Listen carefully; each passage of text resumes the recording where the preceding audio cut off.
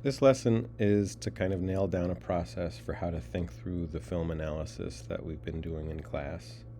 Um, and to be clear, this is a lesson, for my class where our goal is to kind of test out film analysis because the work we do here, it just builds overall our reading skills. This isn't for, a film class that's necessarily focusing on film. It's how do we use film analysis as a way to overall sharpen our observation skills, our analytical skills, and our writing skills.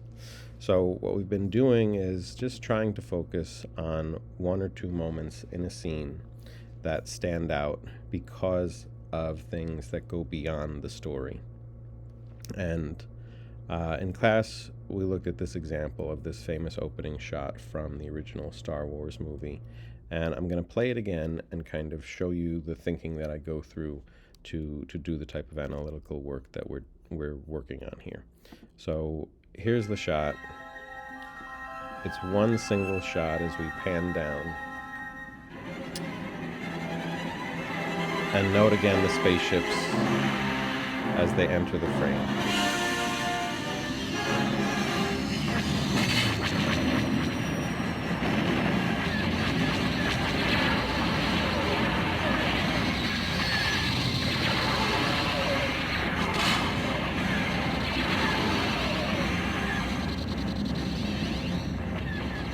Okay, so we're just doing out that single shot. And for my students watching this, you can make me speak, double time, 2 times fast, but try and watch the clips at their original speed. What we talked about in class was just the famous thing about this shot is how long it takes for the spaceship, the Star Destroyer, the bigger one, to come across the screen. And I'm just going to time it out exactly. Like if we watch this, look at the first ship. Okay, it's not fully there yet, but we're at 16 seconds when it appears. And we're still at 16 seconds when we see the full ship, right? It takes about 1 second or even less than 1 second for that ship to appear in the camera's view, the frame here, the shot. So now let's see how long it takes the other ship to come in. Okay, so at 19 seconds, it starts coming into view.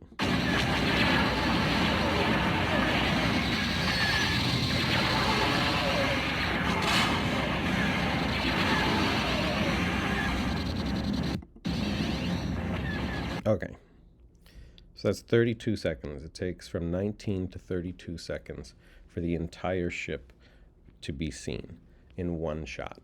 So that's 13 seconds compared to less than 1 second.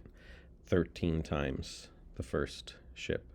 So I'm doing the math here because it just shows you how kind of, I don't know, most obnoxious that ship is. That's what stands out. That's what's famous about this scene. So I don't need to know anything else about Star Wars. There's tons of things to know about Star Wars. I just want to go on this first shot. This is the first shot of the entire series that we see. And if I turn this into, an analysis, I'm starting off with this technique, this one long take, where the camera is not switching to a different perspective. It's just taking one shot and it's focusing on a spaceship as it enters the camera's view, and then the camera's view is completely taken over by a far larger spaceship, which just doesn't seem to end. So 13 seconds of one ship versus less than 1 second of another. So I'm going to focus on this unending ship in an unending shot. How do I get to an idea that is interesting and not just like, yeah, it's a big spaceship? So here's what I write. The unending nature of this shot and ship are obviously meant to show who the good guys are and who the bad guys are, right? That's like the movie is establishing right from the beginning all of these things. The bad guys are in the bigger ship chasing the smaller ship, of course, because that's just how we tell stories, right? The little guy is the good guy, the big bad guy. But I think it's more than that, and I think we can look at the technique to get there. It's a little bit more specific. The way the ship dominates even the camera, almost suffocating it, shows more than just who is bad and who is good. So here's the idea. In this movie, the bad guys represent the idea that it's not just being bigger that gives you power. It's exhaustion. bullies, villains like this want to exhaust you as much as they want to tower over you and be bigger than you. It's the wearing you down that makes you lose hope and give in. A hero doesn't just knock down the big bully, they stop them from taking away your resolve. So how'd I get a lot of that out of just this one shot? Well, I have to think about what makes it specific. It's not just the size of the ship, it's the time. It's the length it takes to come across the screen. And if you're in a movie theater, having never seen this movie or never seen a movie like this, that's what really stood out. Is it's just like almost laughable how big it is and how long it takes to get in there. And so I think that idea of exhaustion says more to us than pure size. It's wearing you down. They wear you down. They try and make you, like weakened by how big they are. Not just the fact that they are big and therefore can beat you, but that it's exhausting. So, this is my kind of sample. And honestly, I do think this is a pretty simple one. I think it's pretty straightforward. I don't think many people will disagree with this. Your job is to do this work, but I'm going to try and break it down for you. Like, how does the thinking work? How do I get from this box to this box? So I have a completely different movie next. This is West Side Story from 2021, which is Steven Spielberg's remake of the film from the 60s, which was a film version of a Broadway musical. I don't love West Side Story just kind of as a musical, as a play or whatever, but Steven Spielberg sure seems to love it, and he made this movie and just like directs it so amazingly that I think it's a great example of the stuff that we're doing. Like, I have to respect how much he loves this story because you see how much he puts into the directing of it. And we're going to watch something that is similar, weirdly enough, to the Star Wars scene I just showed you, even though their stories couldn't be much different. Let's watch this clip.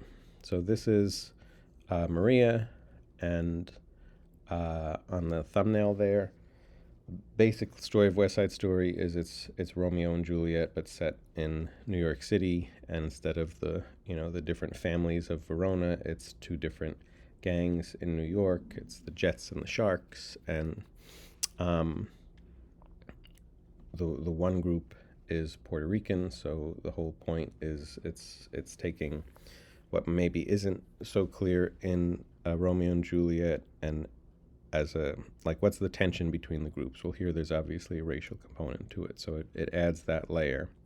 And we see Maria's group entering into this kind of community dance in this scene. So it's not a scene where the two groups are fighting, it's just supposed to be this dance scene. But watch what Spielberg does with the camera. You're about to enjoy a freak. Skip this stuff. Okay.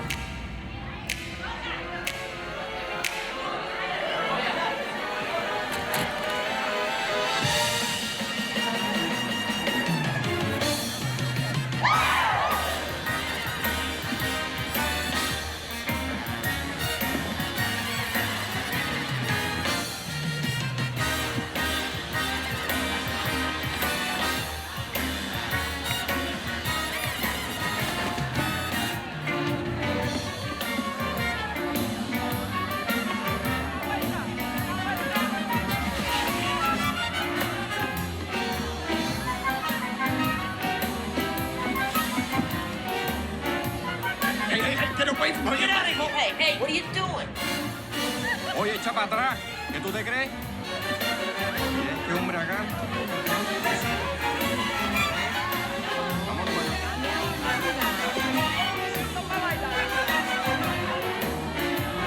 allá. Okay.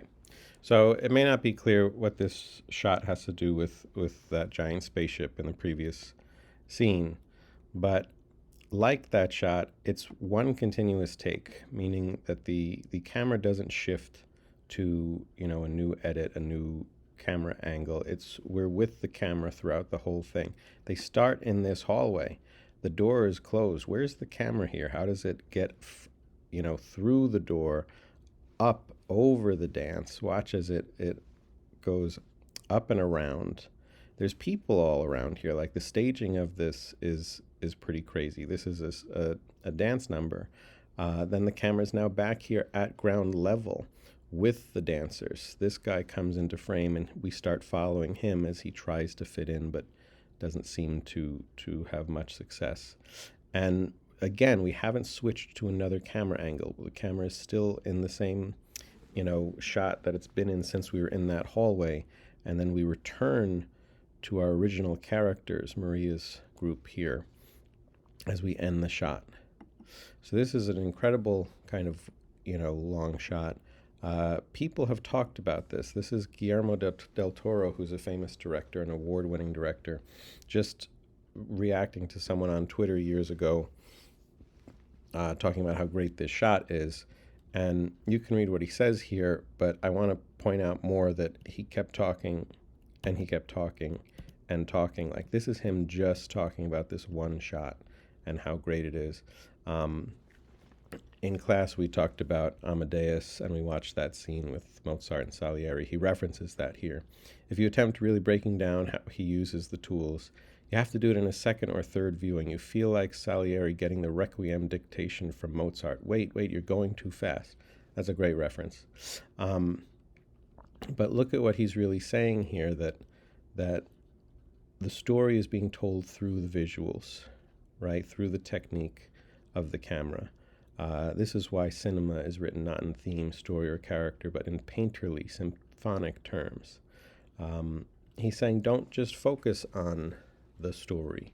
Look at what the camera is doing. The best way that I can explain this is, when I was a kid, I really wanted to study dinosaurs as an adult, be a paleontologist. That was the term. At a certain point in my life, I realized that studying dinosaurs meant I really had to be a geologist, because dinosaur bones is what you'd study as a paleontologist, and they're fossilized, which means they're bones that have been turned into stone, to rock. And to study that, you need to basically be a geologist in a lot of ways. And that did not interest me at all. So that's why that dream died, right? Well, in a weird way, it's kind of what I'm saying about film, which is, you don't analyze it the same way you would analyze other stories. How do we analyze a book? Through words, through text. How do you analyze a film?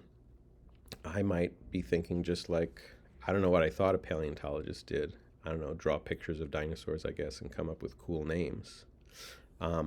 Just as I might think that's what movie making is, write a good script and then just put a camera there and make it happen. That's not what movie making is. It's all this that he's describing. A crane and a dolly, a jib or a Steadicam. Profound and spiritually different choices. Like, you may think they don't intend to do this stuff and create meaning out of it, but they clearly do. And if, like me, you didn't realize that studying dinosaur bones was studying rocks, studying movies is studying camera angles, studying it more like photography in a lot of ways, or studying music, or studying all the things that film brings together. It's not just studying the script and the dialogue, which is what we might be used to in a book analysis. So how do I analyze this scene, just as what Guillermo del Toro is saying, as a visual thing? So I'm going to start by picking out my technique. Something has to stand out from this shot. Think of what the camera is doing. Sometimes we might focus on music, which is obviously in this scene. Lighting, sound might stand out more. But to me, it's obvious the camera is the big thing here. Just as in the Star Wars shot, we're interested in how the shot doesn't change, doesn't move. It stays on this one thing for so long. Don't try to explain that technique through story yet.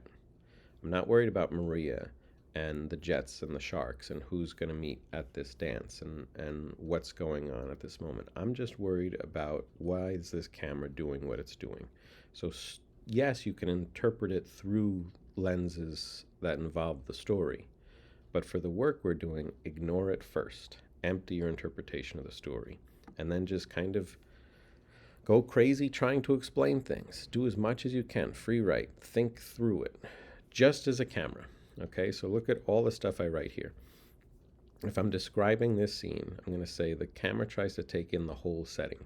It goes through the door first, almost like an excited person, right? Why am I saying that? Because there's a lot of people trying to get in, but the camera gets in first, right? And it immediately jumps into the dance. But the camera could look at the dance from the ground level. It doesn't join the dance there. It goes over it, around it, then into it.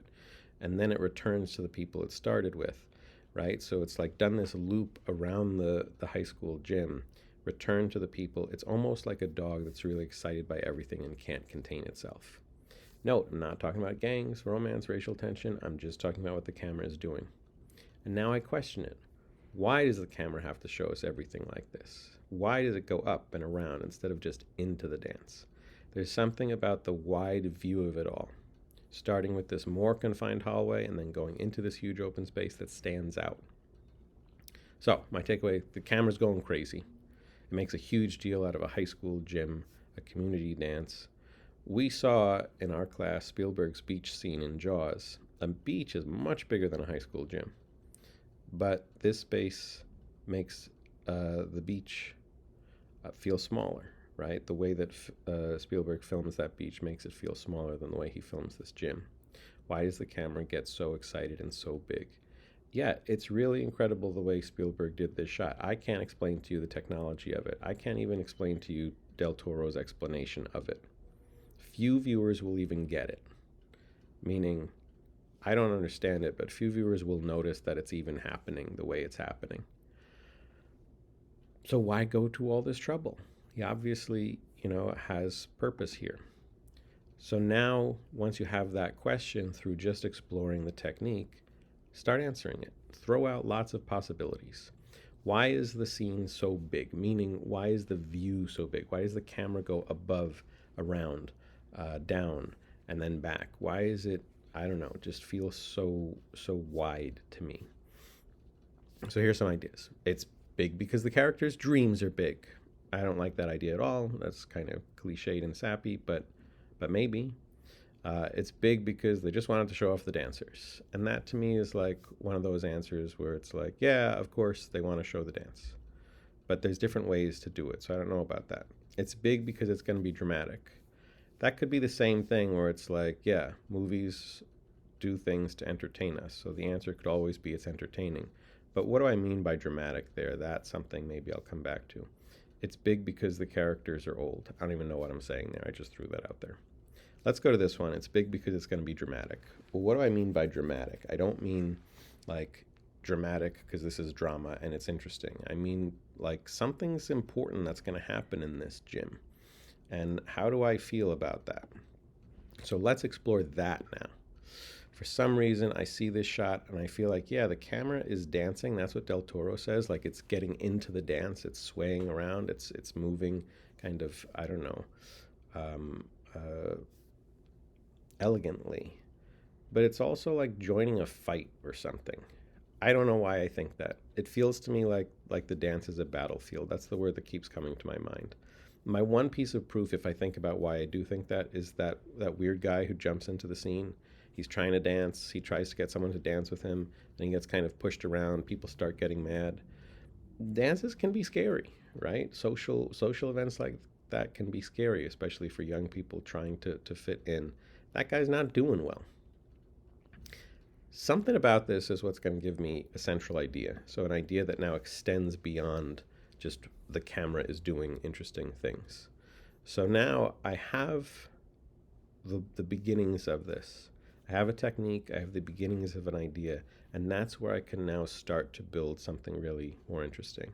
So what's the technique? This one long take, the camera in a hallway, then soaring over the dance, joining the dance, weaving in and out of it, then returning to the characters who it started with in the hallway. I'm going to focus on this camera work, extended shot, and how it conveys its own idea, right? So, what's the idea? The height and continuous, broad nature of the shot in particular gives this sequence a sense of scale and drama that might not often be found in a high school gym. But high schools are absolutely places of drama that we usually consider small and petty, meaning high school drama is not important, right? It's just high school. The scope of the shot, though, gives the high school a more epic feel than it might have otherwise. This high school gym seems really important. These are not high school characters, by the way, like they're older, I think.